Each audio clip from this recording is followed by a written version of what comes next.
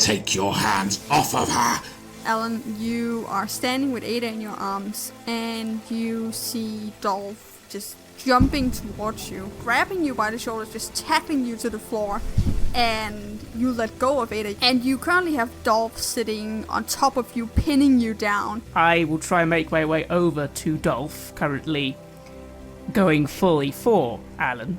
Hey, you, just look at me, quick, you! Fucking hell. This is Red Moon Roleplaying. I yell out one last time, "Pretty boy! Come on, look at me!"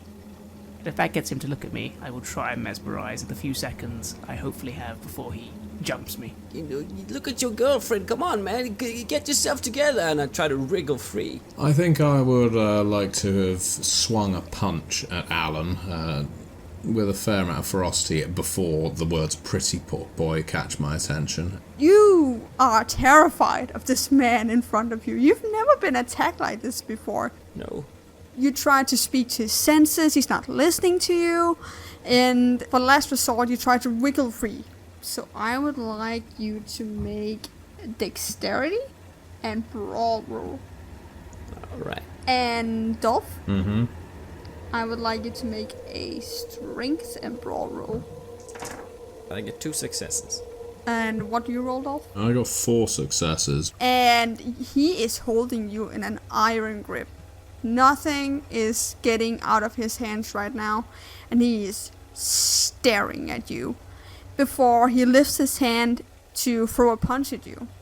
And you don't really get to react before you feel the fist on your cheek. And Dolph, as your fist is hitting this cold flesh, you hear something trying to get your attention. Come on, look at me. But it doesn't really get your attention before you hear the word Pretty boy. because that's a word you fucking hate. And you see this guy with the jacket that was spilled on, and he's trying to talk to you. So, Vincent, are you trying to use mesmerize? Yes. So 1 rouse check. Yes. 1 more hunger for me. Wonderful. But I, am having to exert a lot of will because the only reason I'm getting involved is because I was told to get involved, and if you don't do what Damien says, that's not good. I'm having a really bad night. But hopefully, my mesmerize will go well. When he looks at me, all I say is, "Buddy, just stop for a minute." I want you to roll a manipulation dominate. And Dolph, I want you to roll an intelligence and resolve.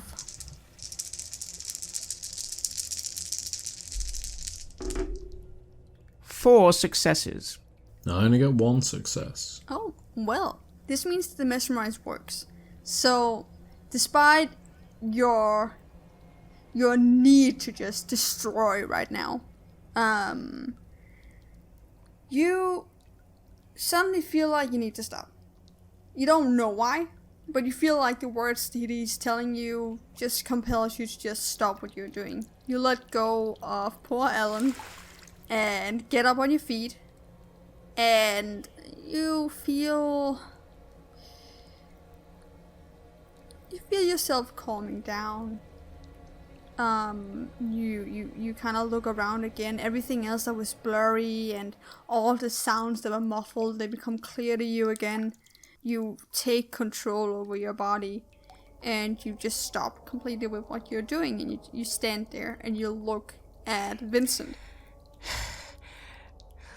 Look, you want to keep beating people up?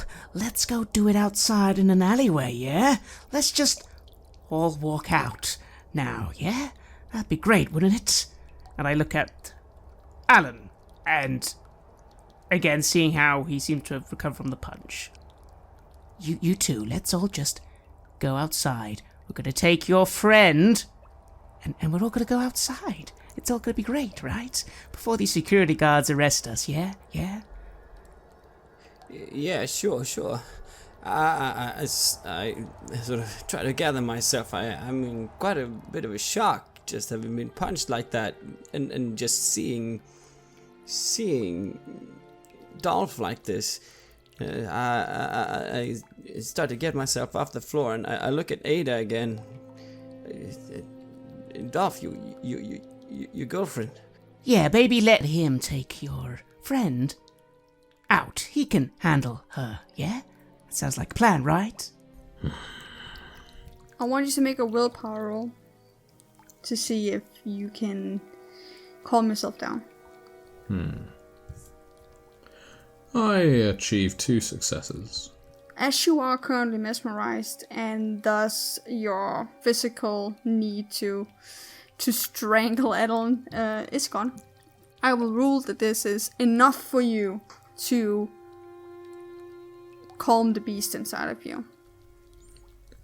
I lose my composure. I go over to where Ada has fallen, pick her up, and he's got Ada in his arms. One of his perfectly waxed pieces of hair is just hanging there over one of his eyes, and he's carrying her out of the bar, ignoring the 2 men, the one who's been controlling him, the one who he's just been beating up.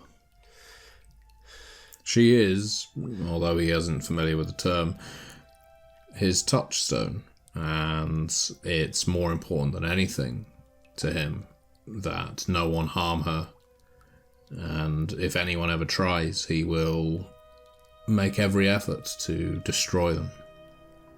She's a limb in your arms. You've never ever felt her like this before. You've been carrying her while she's falling asleep on the sofa, or she's been drunk, but you've never felt her like this. She's almost gone. You can see her chest rising and falling as she breathes slowly, but this is just... it feels so foreign to you. You are completely soaked, all of you 3. Completely and utterly soaked. Because of the sprinkler system. You start walking out of the bar. No one is really stopping you. The security seems to have focused their attention on the mass amount of people outside instead of you 3. You see a horde of people talking, yelling, panicking. Some of them are dry, some of them are wet, and they just turn to look up at you. They all eyes stare at you, and Alan and Vincent, you just see this guy who was just trying to beat 2 people up, just going completely numb, just walking out, just walking past the 2 of you. Well, that's fine with me, I think to myself. I've done my part. I'm gonna start just trying to leave. As I see you turn away, I scramble to my feet and I say, hey, thanks, man. Thanks. I don't know what you did, but it seemed to calm him down. I kind of pause for a moment, noticing that the security guards aren't coming for us, which is really good, and soaking, dripping a little, and I just sort of lean in and go, it's fine. You should go now. We should go, and don't forget that when you're asked about this later, which you will be, you mention that I was doing my part. Of course. Shit. And I start swearing to myself. I look over. Did the band members leave as well, I'm guessing? Some of them have left. 2 of them are back on stage, desperately trying to dry out their instruments.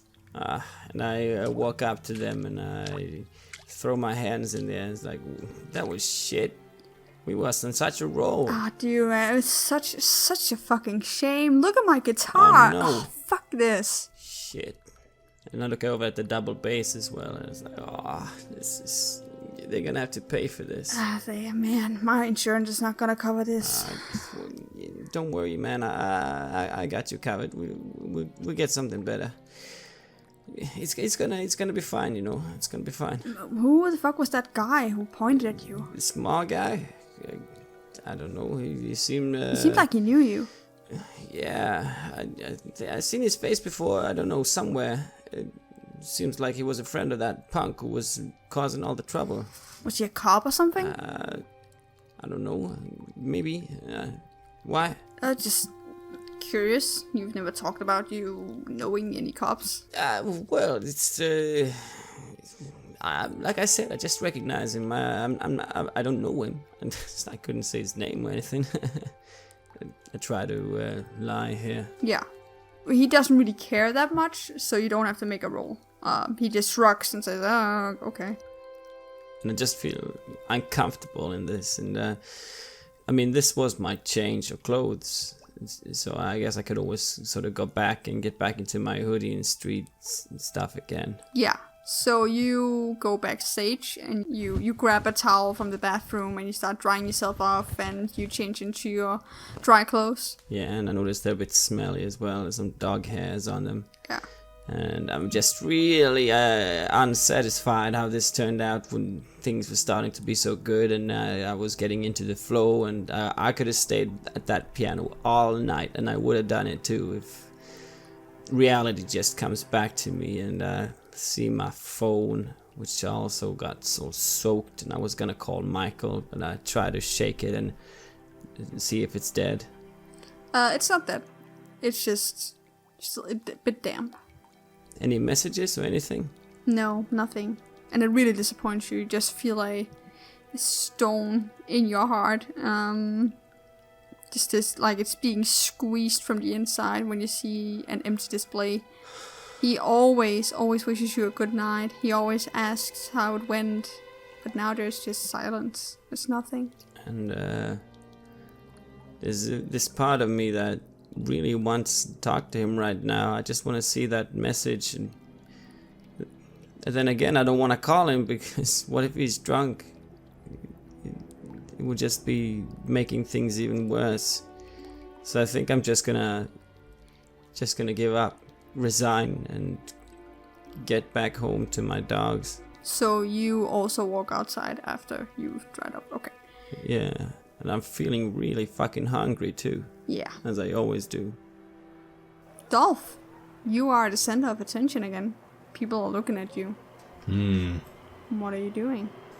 Divided between whether to take her to a hospital. She potentially needs a blood transfusion. If this fucker has been feeding from her, I'm not going to feed her my vitae to make her better.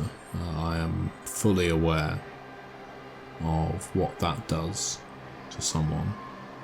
But at the same time, I know that the reason she's lost blood is because she's been fed from her by a vampire, and that means it's going to raise all sorts of questions if she goes into a medical facility to get treated.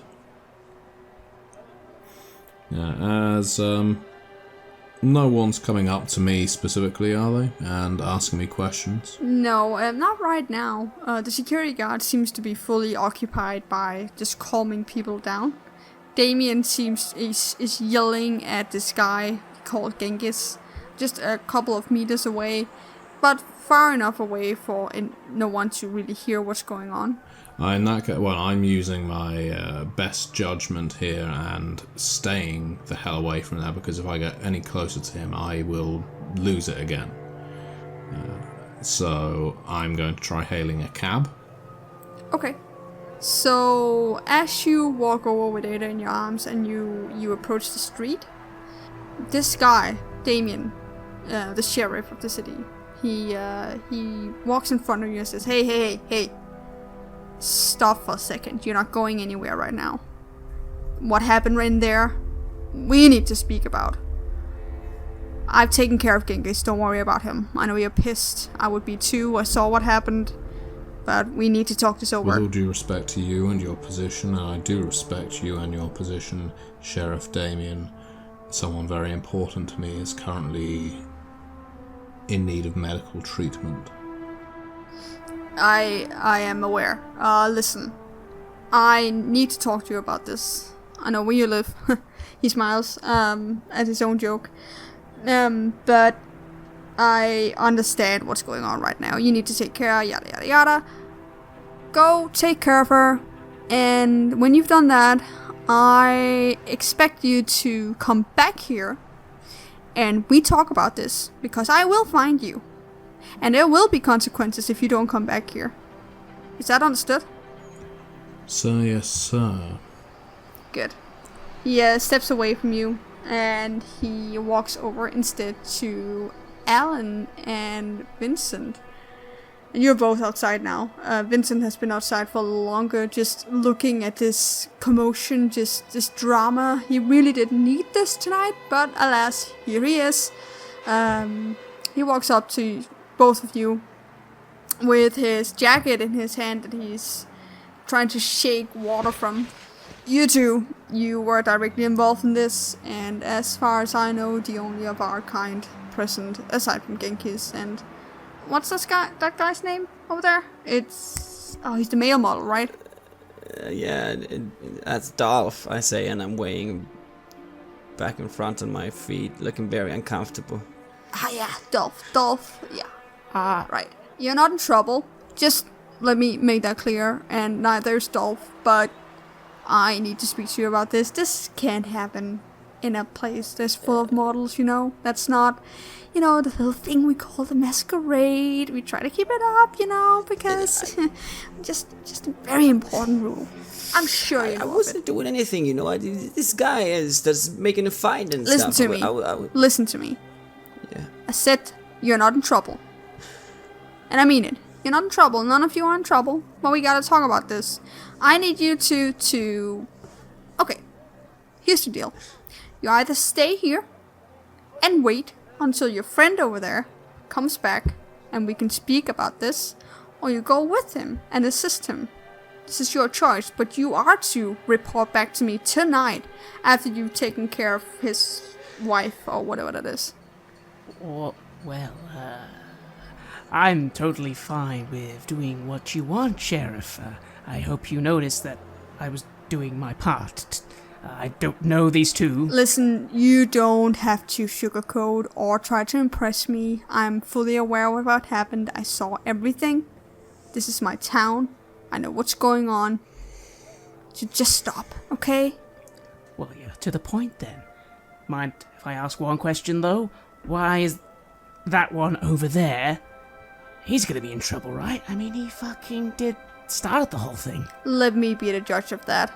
Are you gonna choose, or am I gonna choose for you? No, I'm staying here. Shit, David. Yeah, I mean, let me ask the guy. He probably doesn't want my company anyways. He seems a bit upset. I start walking over to Dolph, looking for the approval of Damien. He's just nuts. And I stay and wait. It's funny, actually, because while I'm a little anxious about the situation, a little part of me actually feels a little better.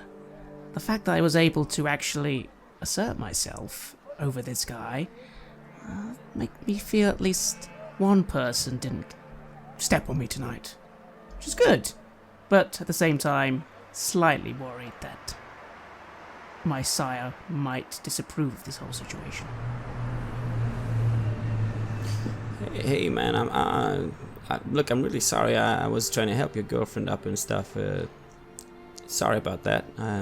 Didn't mean to overstep any boundaries or anything. I'm waiting for a cab and mostly ignoring you, but as I'm piecing everything together in my head, everything that just went down while I was in the throes of frenzy, I give you a nod. I'm sorry I lost my temper. She's very important to me. I rub my cheek a bit where I caught the punch, and I say, "Hey, I get it. I get it. You wanna get that sorted and then come back here? I don't want to get in your way." I don't particularly want to come back here and sit in a soggy jazz bar, but that is what our hierarchy has commanded us to do, so that is what I shall do. I never done these things before, have you? No, I can't say that I have. I try and avoid all of this kind of nonsense. Well, alright. I'll see you back here then. I am sorry for striking you. That's very unlike me. I'm not a physically violent person as a general rule. You look completely changed, man. That never happened to you before. You look like someone else. Well, maybe if someone who you love was fed from right in front of you, you would probably lose it as well. I cast down my eyes at this as I'm picturing just this happening, and I nod passively. Yeah. Everyone has a breaking point. I hope she'll be fine. I'm sure she'll be fine. Yeah, you take care of her now, and I'll see you here back later. Mm-hmm. And I start heading back to the others, and I look at Damien and I say, so we staying in the club, or you want us to stand around out here? Yeah, you just stay in the area and wait for your friend to come back, and we'll talk this over. Yeah, I think that's... I'm so fucking tired of the bloody fucking idiot. Oh, I swear to God, he always does this. He always has to make himself the center of attention and break the masquerade. He knows I'm here, and that's why he does it. And he just goes off on like a ramble. Like you can definitely hear that this is not the first time that he's dealt with Genghis. Why don't you do something about him? Why don't I do something about it? Yeah, I mean, what am I doing right now? Yeah, well, I don't know, man. If it's not working, maybe you can do something else. This is my life. This is what I do. Can't you like imprison him or something? I don't know. What do you think happens when you imprison someone like that? Well, I don't know. Do you think he stays there, just sits on the bench? Well, he doesn't. He finds some fucking way to get out of the sticky situation and go back to his penthouse apartment and have another loud party. And who gets called when it's too loud? Well, Excuse me, he has a penthouse apartment. Yeah, he does. He's a champagne punk, was what we call him. Who is he? I've never seen him before, Sheriff, and I know most of the important people in town. I'm just rubbing my head. It's like, wow.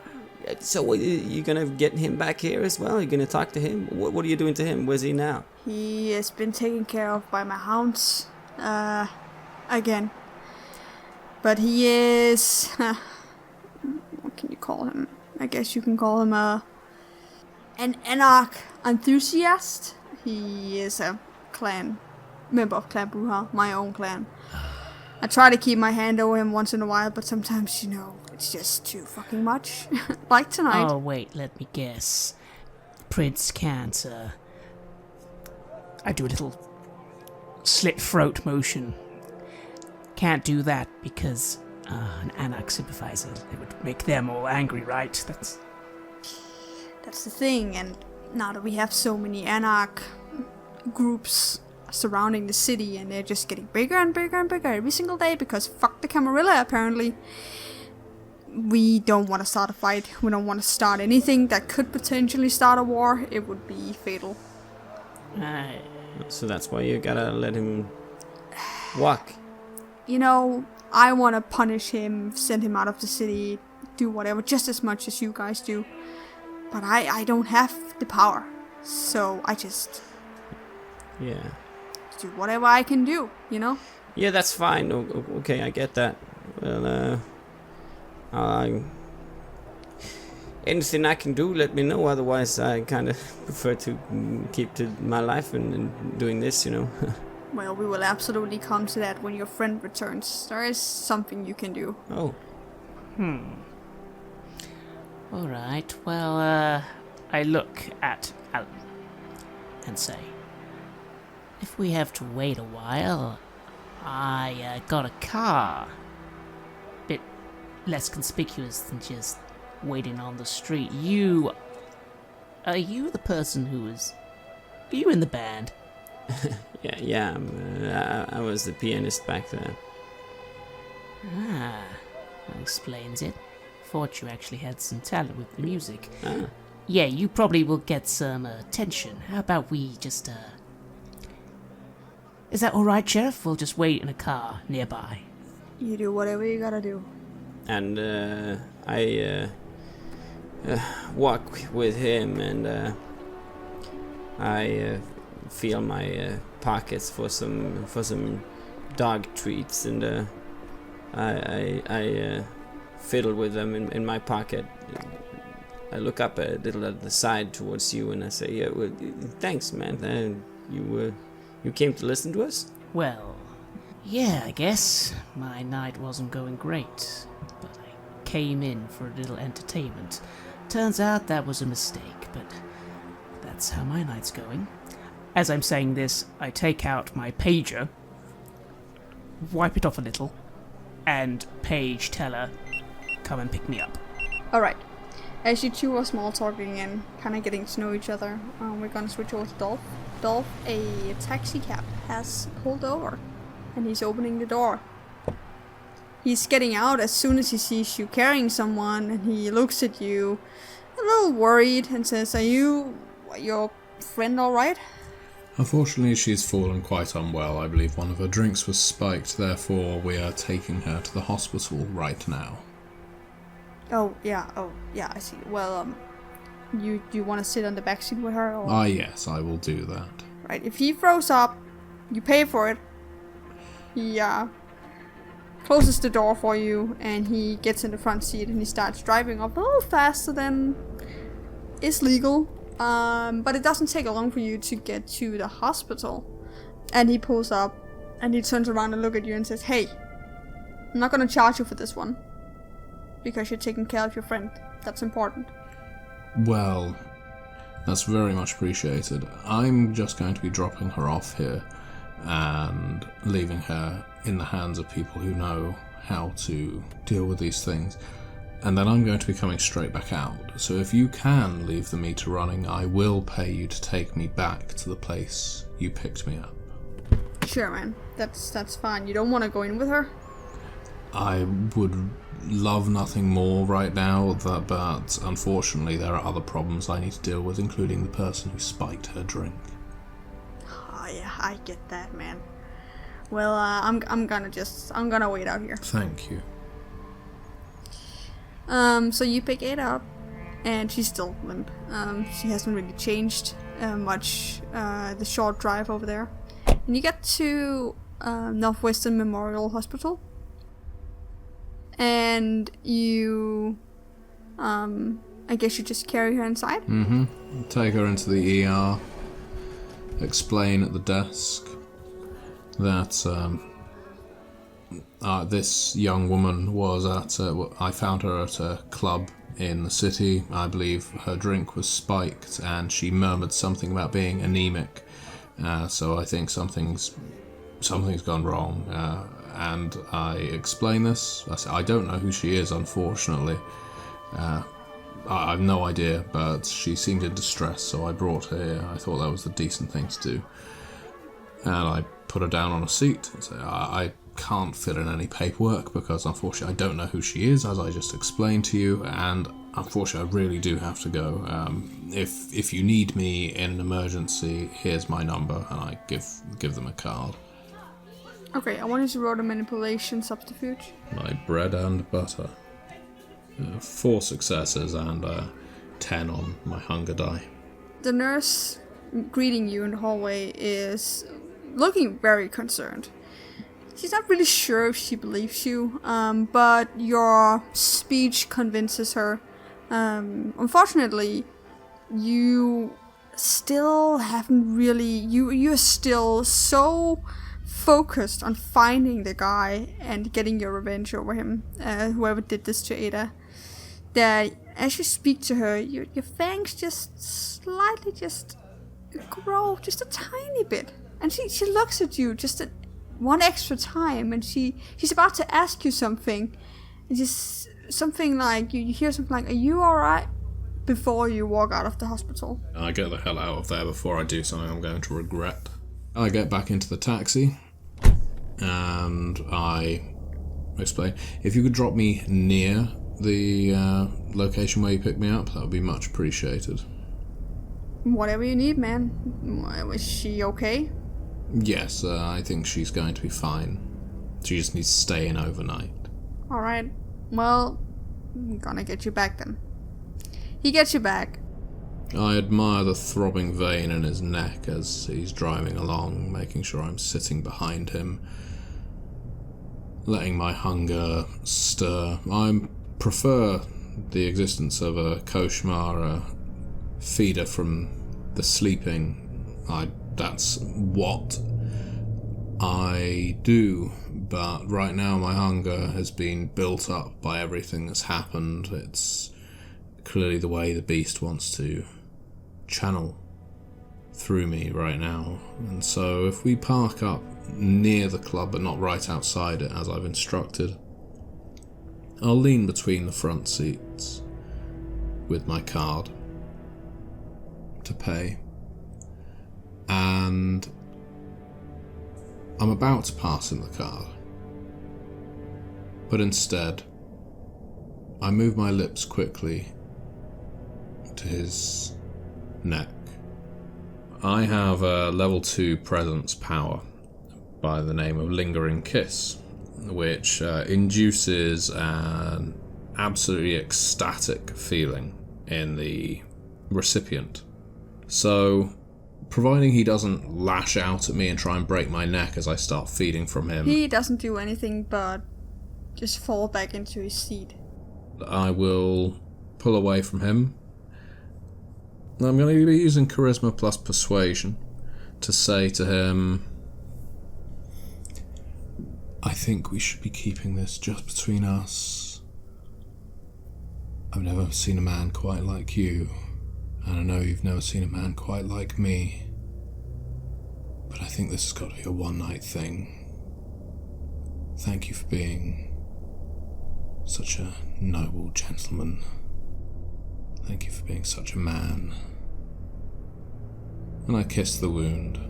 He's sitting back in his seat like he just listened to the most beautiful music number he's ever heard. Like he's just taking the most expensive and exquisite ecstasy. He is in complete and utter trance. He would do anything for you if you told him to. He is almost shivering with pleasure. And you kiss the wound, and you see it slowly retract, slowly becoming smaller. And he nods quietly and says, yes, between almost closed lips, almost like he doesn't really see that you are there. He just feels something more amazing than he's ever felt before.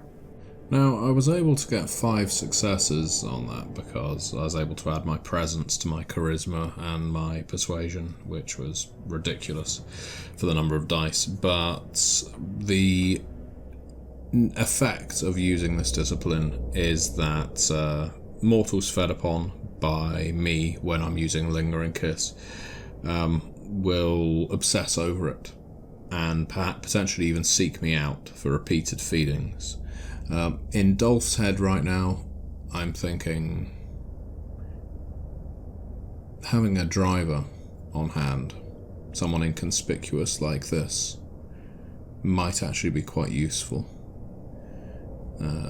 So I want him to want to ferry me around places without having to go through the indignity of feeding him vitae and making him slavishly loyal. I want him to want to see me again. Okay. That's basically the psychology behind it. I get out of the taxi and I make my way back to Crook's. Okay, how many hunger do you have? 2. So now you only have 1. You make your way back to Crook's and you see that Alan and Vincent is not there, but Damien is ushering people away from the area and talking to a couple of security guards, just running around really trying to manage the situation. And Alan and Vincent, you are parked in a car on the other side of the street. And I guess you just been small talking, kind of figuring out, who each other are, and yeah. Yes, I would have introduced myself, but admittedly, it would be very small talk. I've been more concerned with watching what's going on. I've also made no attempt to introduce my man sitting at the front seat. He has not said anything. Then he's just been sitting there quietly, and I haven't even mentioned who he is. He's very used to having weird conversations around him and not really being a part of them and not asking questions about them. Yeah, as there's not really much to say because it's just a weird situation, and it's not like it's either of us is really eager to socialize. I think mostly get rid of this. Well, you see Dolph walking. Oddly enough, he's been walking back because there's no taxi nearby, but he's just turning around a corner and walking towards you. So, did you say who your friend was? You made it seem as if you knew. Yeah, well, we just met tonight. He's Dolph, is a kind of model. Right. And I opened the door to get up and wave at him. I raise an eyebrow at you, waving at Dolph, as I just get out. Tell Miss Strauss. She might already know where I am, but would you just relay that's where I am? With the sheriff, I say to Teller. Certainly, sir. I nod, sort of tap the seat Teller's sitting in, and I get out and sort of stand by Alan. And I just mutter, your friend, he normally, go completely crazy in public spaces, often? Hey man, I told you, I just met him tonight. I've never seen a person act like this before. You haven't. Have you? A little. You? I kind of look like I'm about to ask you something, but I pause, and then say, let's talk about it later. We don't want to keep Damien waiting. Just remember, Vincent was doing good. Yeah? Yeah, you helping out. You helping me too, so yeah, of course. Good. Dolph is now standing next to you. Are we going to be meeting inside the car, or are we going to be standing out in the night air? I think our mutual friend would like us to... Well, he's the one calling the shots. You get that, right? I do understand what a sheriff is. My name is Dolph, by the way. Ah. And yours? Vincent. Vincent. Vincent. I don't believe we've met. You look familiar, though. Have I seen you somewhere before? Probably. I'm sorry if I'm not my usual cordial self. I'm usually very much up for light-hearted conversation, but tonight has been rather traumatic, and I'd like to get to whatever this business is, whether it's just a reprimand or whatever. Yeah, tell me about it, man. What a shitty night. Yes, well, hopefully it's not going to be too bad. Thanks to yours truly, I feel the situation, and I'm looking around. It's not actually that bad. People got in a fight at a bar club. One of them was dressed up for Halloween. Then there was a fire or something, and everyone had to go away. And it's manageable. It's manageable, I feel. Was Ada okay? You got her there? Yes, she's at the hospital. She'll be fine. She will be fine. She has no ID on her because she forgot to bring anything. So they'll treat her as an emergency. They'll ask her in the morning who she is, and she'll either tell them or she will make something up. I'll be interested to hear what her solution is.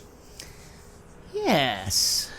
Well, alright, let's go and... She's a bright girl. She's not going to leave us in any trouble. I sort of wrinkle my nose a little, and then I say, I'll take your word for it. In the meantime, for what it's worth, even though I think you handled that awfully, I will, when asked, tell them that you didn't actually start it. I saw that guy being an idiot, but unfortunately, from what I've gathered, he's a little bit high on the food chain. Oh, really? Well, I know the sheriff obviously is, but I had no idea who that paperclip, whatever, safety pin through the nose punk was. Alec sympathizer. And that puts him high on the food chain. Well, I pause for a moment.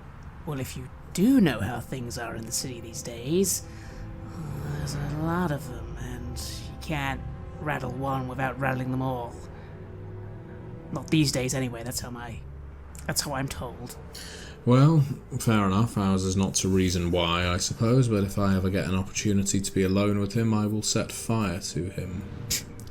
I actually find that amusing and smirk a little, but then I kind of cover it to go, alright then, Alan, Dolph, let's go and hopefully not be in any trouble. Yeah, man, yeah, sure. Alright, so you walk over towards Damien and he sees you. He is turning around slowly, looking very tired. But you've seen him before, and that's always how he looks. Like he's just tired of existing. He puts his hands on the side of his hips and cocks his head a bit to the side and says, well, welcome back.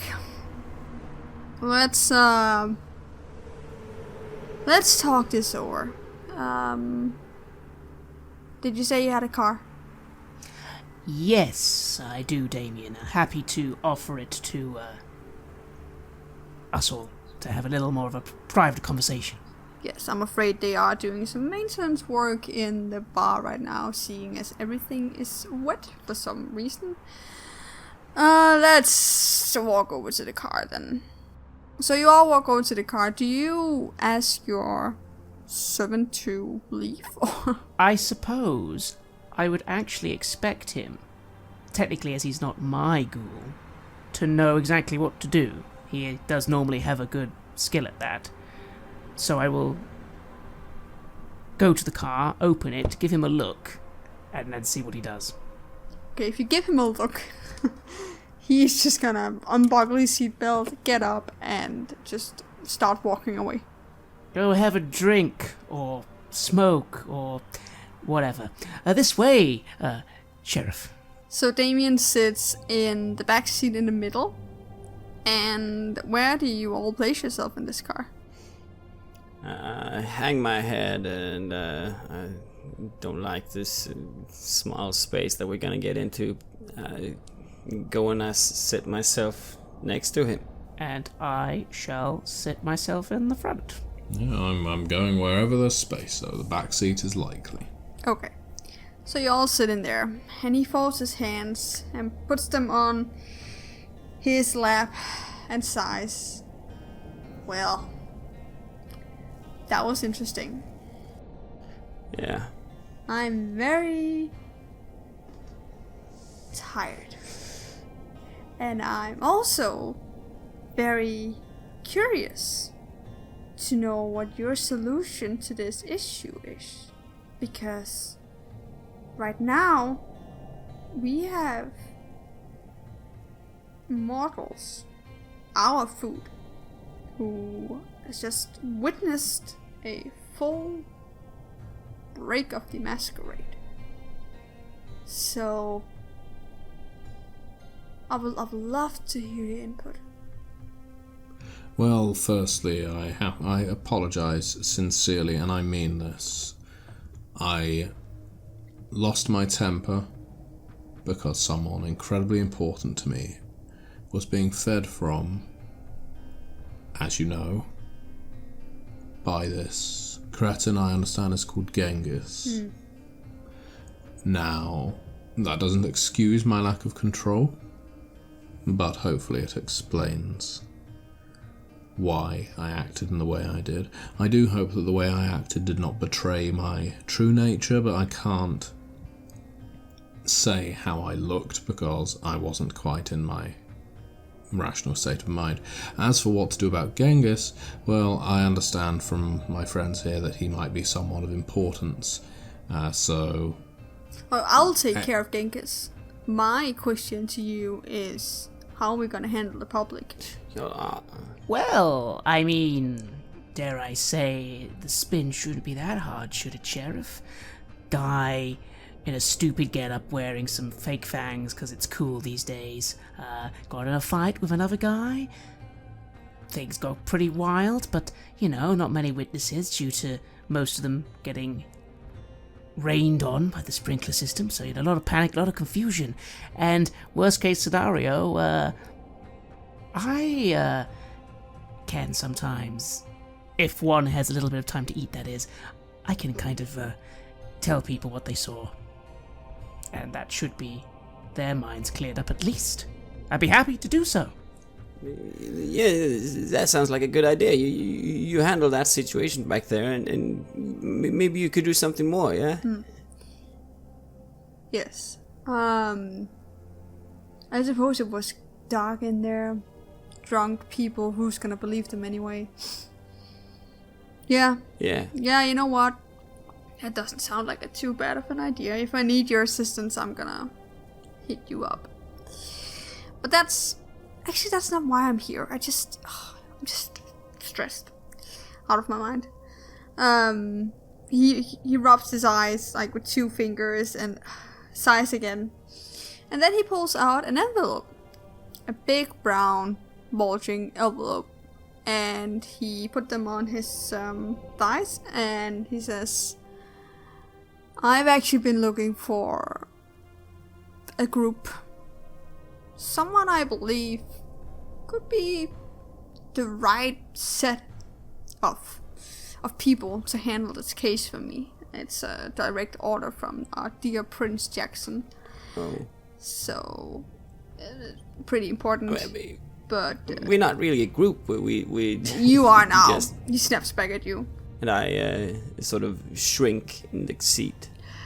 Listen, I have to say, although what happened in there was not the best situation, you 3 were not the cause of it.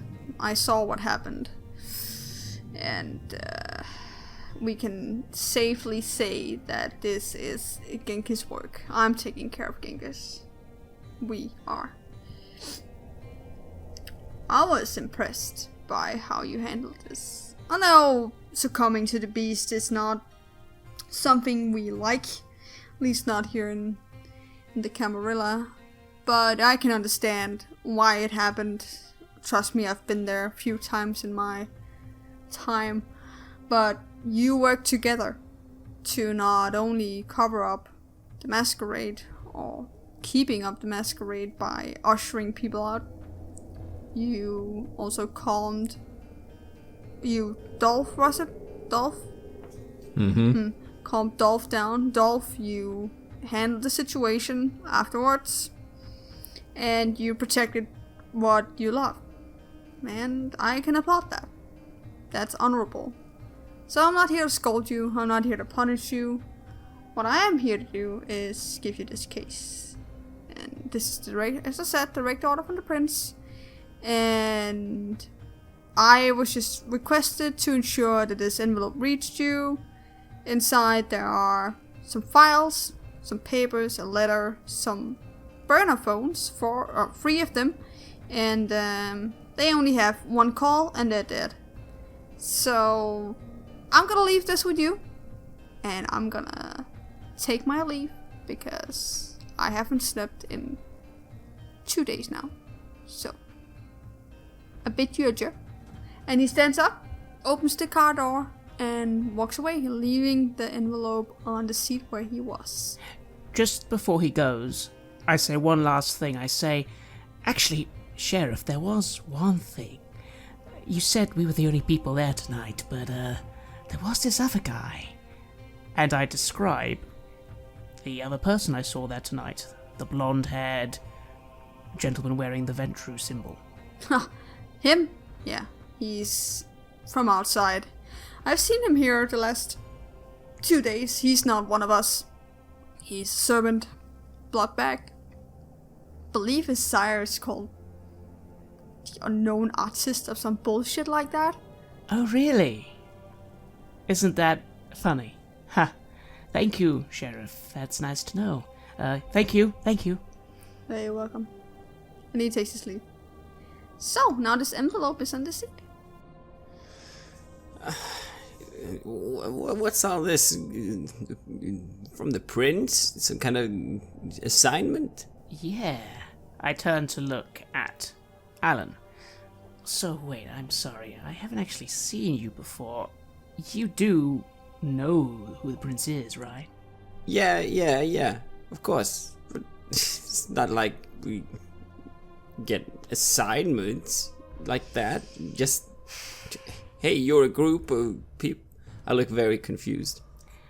Well, I then look to Dolph. Unfortunately, it seems like I have seen this happen a few times. It's kind of a thing where you get people who are expendable and unknown, and you kind of get them to do something, because worst case scenario, who cares? Best case scenario, we do the job. I shrug and I take the envelope and I start opening it. I do hate getting involved in the politics of all of this, but I suppose it's a small price to pay, given the potential alternative when dealing with beings incredibly powerful. You are getting lucky, Dolph, I have to say. It could have been far worse for you. Yes, I am aware of that, and I am grateful that both of you acted as you did. I owe you both. Don't let me forget that.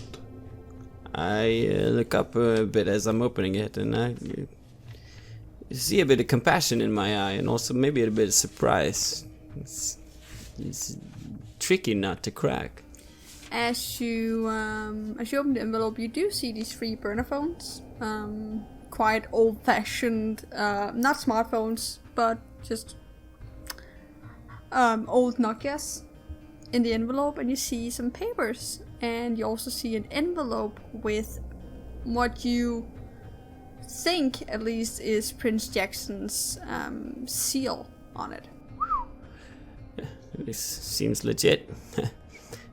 As Damien had gotten out from the back seat, there's an empty space between me and Dolph now, so I'm starting to spread this stuff out here, and I look at the seal and I give it a little whistle, and I start opening it.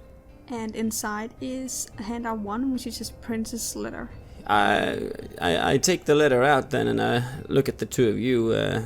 Yes, I look at the phones and make a note of them, and then look at you and sort of wait in interest. I look down at the letter again, and I finger it a bit with my hands nervously, and I start reading it. My trusted kin, I write to you in complete confidence.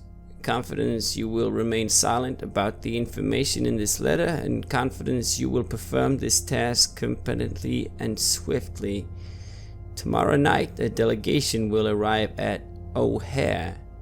You are to safely guard and transport them from the airport to the 3rd floor of the SC the night after at 2100 hours, no later.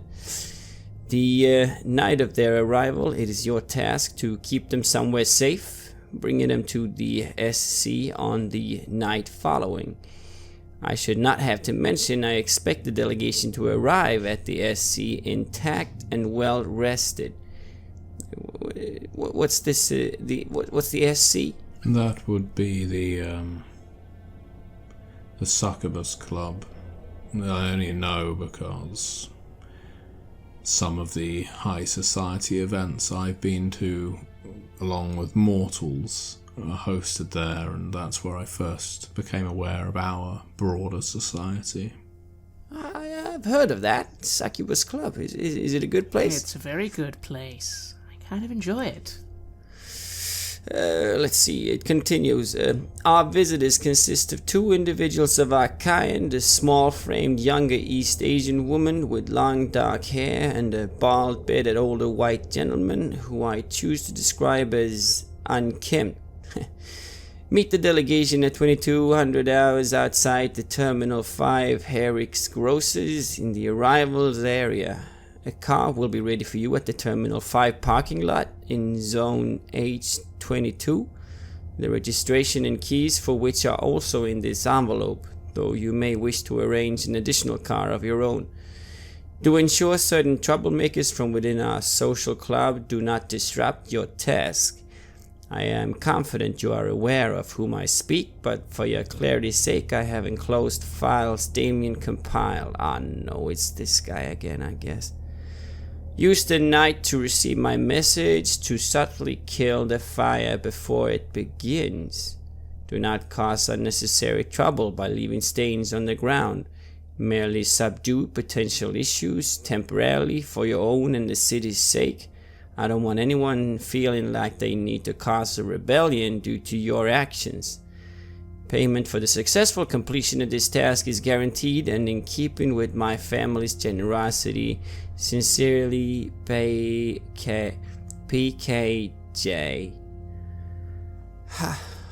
We're not acting on jurisdiction here. We're merely some pieces of meat. Gonna make sure this goes well, and if it does, we subdue people, and then it's all on us if things go wrong. Yes, exactly, the sort of thing that happens. What are those handouts? There's some other things there as well. And I shuffle through the papers and I hand one over to you, and I over one to Dolph, and sort of split them out. Let's have a look at this fine fellow. No, Growell. Goes by the name Flyboy. This member of our club followed in Tyler's footsteps with his interest in the city's air travel system. He believes O'Hare is his territory and claims to control everything entering and leaving Chicago via flight. He will undoubtedly raise questions about our guests and their business, and perhaps prevent them from passing security, though we suspect they have methods of bypassing mundane checks. He has influence over the Department of Aviation's executive team, specifically one Felicity Miller. My one is local, in the shape of Charles Dawson, alias Crook. When Charles becomes bored, unnecessary drama occurs, and we believe he heard of this coming delegation. Therefore, he will undoubtedly do whatever he can to draw unwanted attention and disrupt proceedings. He will most likely send out thugs to spy on you and sabotage your mission just to prove his relevance in the city. He will be around Crook's Lounge, funnily enough, where we are, near Rogers Park, as they are currently renovating. That may be a different bar. I understand he operates a chain. That's peculiar, and I think the name over. Charles Dawson, have I heard of him? What do you have in Streetwise again? 2. You've heard about the Crook's chain. You know that it's owned by someone called Crook, but you don't. The name doesn't really ring a bell for you. Okay. So I have the final handout, and I look at it, and I grimace. And of course, there's this Genghis fella. What do they got to say? If you haven't lived under a rock for the past few years, you would know about Genghis and his alternative methods of dealing with his hatred for the elite club. He would happily go out of his way to release PKJ's hold on power when he hears about a foreign delegation arriving, and I suspect he will due to his high status among the local rebels. Rest assured, Genghis will have eyes on the airports. I cannot say where he is at the moment, as his movements are completely unreliable, and information tells me he has a haven on the Gold Coast at 126E Cedar Street, but security will be tight. Okay, so we gotta escort some people, we gotta look out for these 3 troublemakers, and that should be that, right? Well, the main issue, I think, is we've already spent quite a lot of tonight. It must be gone midnight by now, and we don't have much time to meet with all 3 of these individuals and try and subdue them. It seems the prince doesn't want us to destroy them, which is just as well. I'm not a murderer. But I don't feel, based on the personalities described to us, that they're going to react well to a kind talking to. No. So, first things first, we need to determine what we're going to do with these three, and whether we're going to do it as a group, or whether we're going to see one each. Well, I don't know. I'm not used to talking down people and subduing. And what you're saying, I guess this flyboy would be the first problem. That's the one they're gonna meet when entering the airspace in the airport. Yeah, I'd agree. He's definitely someone we need to see, because otherwise we're gonna run into problems the second they even get here. And I agree with Dolph that, admittedly, this is exciting, but not really what what I've been employed to do. I sell paintings, but I guess in these sort of situations it's all about cunning and... He seems to have some influence in high places, if you pardon the pun. If you take the Department of Aviation's, this one mentioned here, Felicity Millet, it's not like we can go up and, beat him down or something, and then that'll be that. Well, I might be able to do something at least. I have some connections. Maybe. Oh, really? Yes, I do. You wouldn't have heard of me. But if you were into art, that is, paintings, sculptures, I know a few people and I have a little bit of sway. All right. Sounds good. Suffice to say, I think he could be the sort who could be spoken to in a diplomatic way. Yeah, okay. Well, maybe we all got a bit of influence, and we could sort of unite that towards him. I mean, we're not likely to find Genghis anyway, because he's, as it says here, he's unreliable, always going to be. So I'm guessing it's going to have to be this flyboy or this crook that we would be able to talk to before things start happening. But it's useful to me that I now have his address. That it is. Either way, I would suggest then, do we say that we travel as a group and speak to this Noah, this flyboy, and then if we still have time in the evening, we go and speak to Charles Dawson, and hopefully gain some positive resolutions there?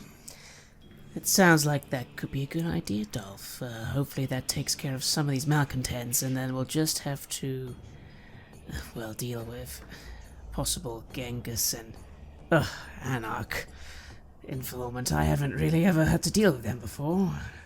Well, the only other alternative is if, with Vincent being so well connected, if you handle Flyboy and I handle Crook, because I think it would be a bad idea for me to approach Genghis again so soon, and for Alan to handle Genghis. Yeah, sure. What do you want me to do? But that's the question. We may well think that Flyboy is susceptible to bribery because he seems a little more civilized than the other two. But what exactly do we do with all three of these? I don't know if Genghis would take $10,000 to just take the night off. But then again, I don't know, Anarchs, they don't really care about things the same way that normal people do.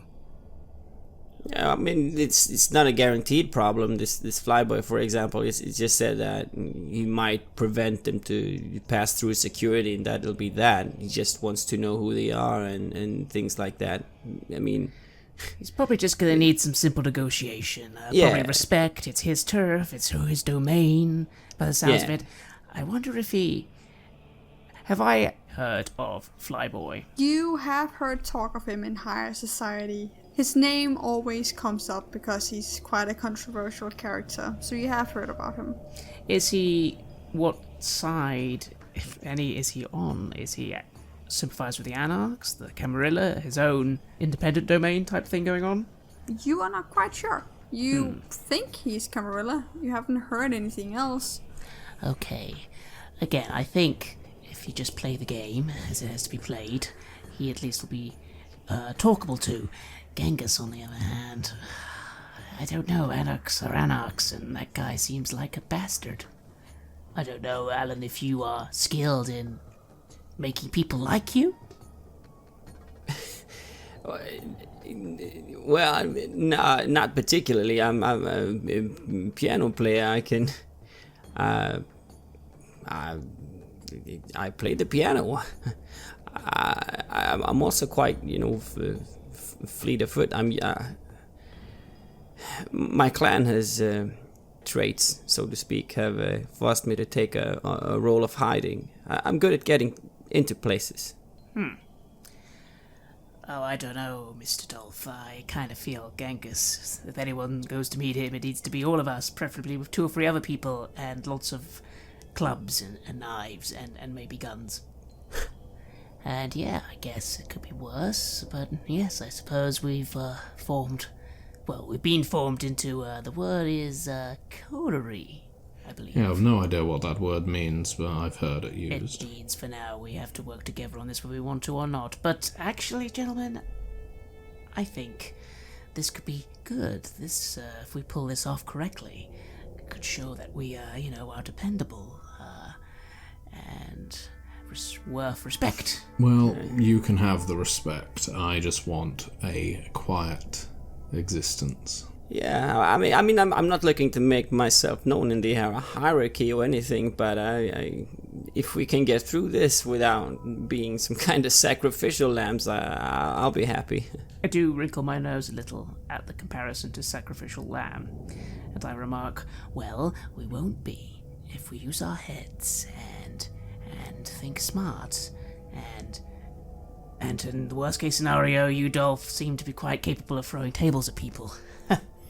Yes, if worst comes to worst, I can try and impale someone on a chair leg or table leg, can't I? Yeah. Well, let's get to it then.